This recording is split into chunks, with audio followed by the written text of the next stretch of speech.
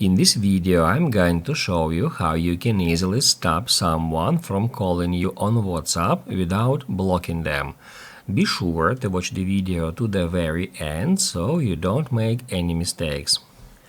Let's get started, guys, and first off, we need to open up WhatsApp.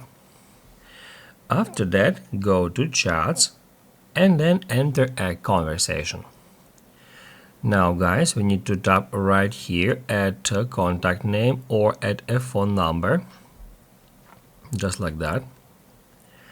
And then scroll down until you find notifications.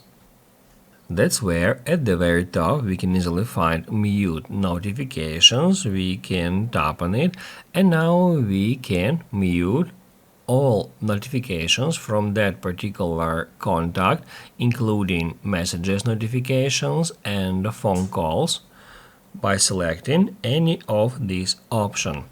We can mute notifications for 8 hours, for 1 week, or we can select always.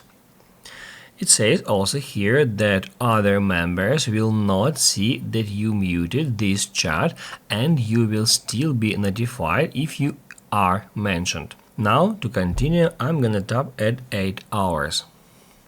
It says that notifications from that conversation are muted until 11:12.